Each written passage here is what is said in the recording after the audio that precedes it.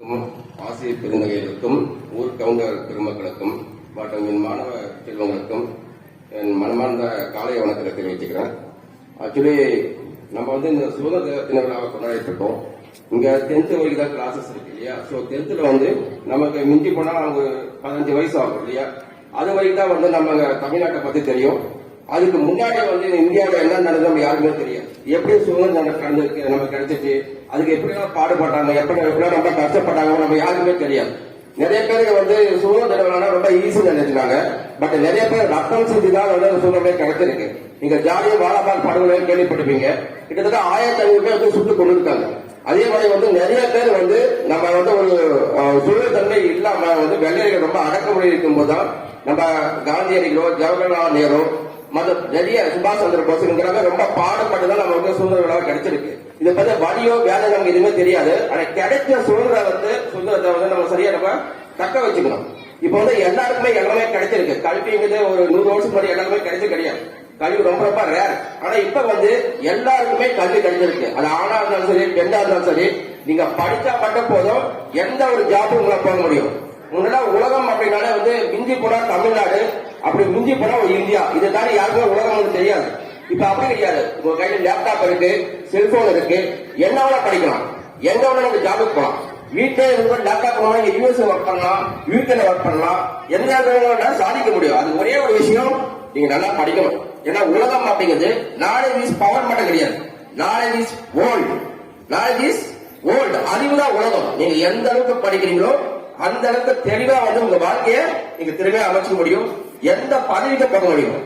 ஒரு பதவியை நீங்க அடையிறது ஒரு ஆணா பெண்ணால கிடையாது. உங்களுக்கு திறமை இருந்தா யார் வேணா ஐஏஎஸ் ஆக முடியும், யார் வேணா முதலமைச்சர் ஆக முடியும், யார் வேணா பிரதமர் ஆக முடியும். நீங்க இல்லாத கேள்விப்பட்டிருப்பீங்க. நம்ம தமிழ்நாட்டில் முதலமைச்சர் ஜெயலலிதா கேள்விப்பட்டிருப்பீங்க. நிறைய பேரால தன்னை முயற்சியால முடியும். அது ஒரே ஒரு அடித்தம் என்னன்னா நீங்க படிக்கிறது மட்டும்தான். இந்த படிப்புக்கு யார் அறுபடியாகனா ஆசிரியர்கள். அவங்கள மட்டும் எக்காவது கொண்டு மறந்துடாதீங்க.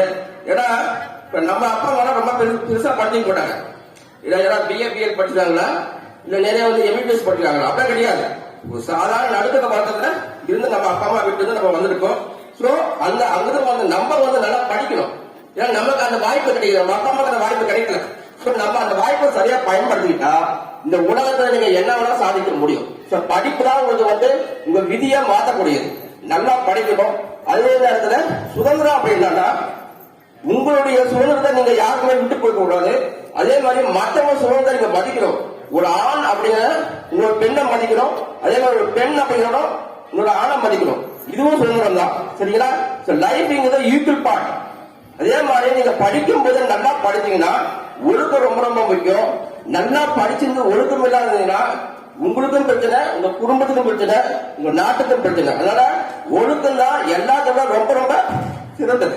இவன் சொன்னா திருவள்ளுவர் அற்புதமா ஒரு வார்த்தை சொல்லிப்பாரு, ஒழுக்கம் உயிரிலும் உயிரிலும்.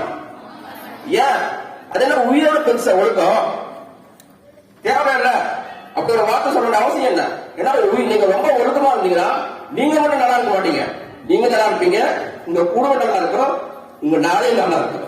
சரியா? அதனால 2000 வருஷத்துக்கு முன்னாடி திருவள்ளுவர் ஏதாவது ஒரு குடிகாரராகவோ ஒரு கெட்டவராக இருந்திருந்தா திருக்குறள் அற்புதமா ஒரு 100 ரூபாய் இருக்கு. கரெக்டா? சோ ஒழுக்கம் ரொம்ப ரொம்ப முக்கியம். எவ்வளவு பெரிய படிப்பா இருந்தாலும் சரி, இங்க ஒழுக்கத்தோட வளர்ந்தா கண்டிப்பா எல்லாருமே அவங்க மதிப்பாங்க. மிக முக்கியமான விஷயம், இங்க இங்க ஒரு 10th முடிச்சுட்டு 11th 12th முடிச்சிட்டீங்கன்னா உங்க லைஃப்ல நீங்க ஈஸியா ஹேண்டில் பண்றது ரொம்ப சிம்பிளான வழி என்னன்னா, அப்பா அம்மாவுக்கு ரொம்ப பாரம் கொடுக்காம ஒரு டிகிரி, ஒரு பிஎஸ்சி இல்ல ஒரு பிஏ முடிச்சுட்டு நீங்க யூபிஎஸ்சி எக்ஸாம் எழுத வச்சிடலாம். யூபிஎஸ்சி எக்ஸாம் ஐஏஎஸ் ஐபிஎஸ் எழுதக்கூட ஒரு எக்ஸாம் தான். அதுக்கு கிட்டத்தட்ட ஒரு டிகிரி தான் போயிடும். எம்பிபிஎஸ் தான் படிச்சா லைஃப் கிடையாது, ஒரு என்ஜினியர் படிச்சா ஒரு லைஃப் கிடையாது. ஜஸ்ட் ஒரு பிஏ பிஎஸ்சி முடிச்சுட்டு ஐஏஎஸ் கோச்சிங் ஜாயின் பண்ணிட்டா தமிழ்நாட்டில் கவர்மெண்ட் நிறைய ஐஏஎஸ் கோச்சிங் ஃப்ரீயா சொல்லி கொடுக்குது. நீங்க யூஸ் பண்ணிட்டா போதும், உங்க லைஃப் நீங்க மாத்திக்கலாம். எல்லாமே ஃப்ரீதான். பட் அது எங்க போயிட்டு அப்ரோச் பண்ணணும், எப்படி நீங்க படிக்க மட்டும் தெரிஞ்சுட்டா கண்டிப்பா உங்களால ஐஏஎஸ் ஐபிஎஸ் எக்ஸாம் எழுத முடியும். எந்த செலவும் கிடையாது. யார் அப்பாவா ஒரு காசு கட்ட அவசியம் கிடையாது. சோ முழு கவனத்தை யாரெல்லாம் படிப்பை செலுத்துறீங்களோ கண்டிப்பா உங்க லைஃப்ல நீங்களே உருவாக்கிக்கோங்க. சரிங்களா? அதனால இன்னைக்கு வந்து நல்லா தெளிவா புரிஞ்சுக்கோங்க. இதுக்கு அப்புறமா நீங்க வரக்கூடிய நாட்கள் எல்லாமே நல்லா படிங்க. படிச்சு உங்க வாழ்க்கையில நீங்க என்ன அனுகூலம் வேணும் அது நீங்களே உருவாக்கிக்கோங்க. சோ இங்க எனக்கு வாய்ப்பளித்த அனைத்து பெருமக்களுக்கும் ஆசிரியர்களுக்கும் என் மனமான நன்றி தெரிவிச்சு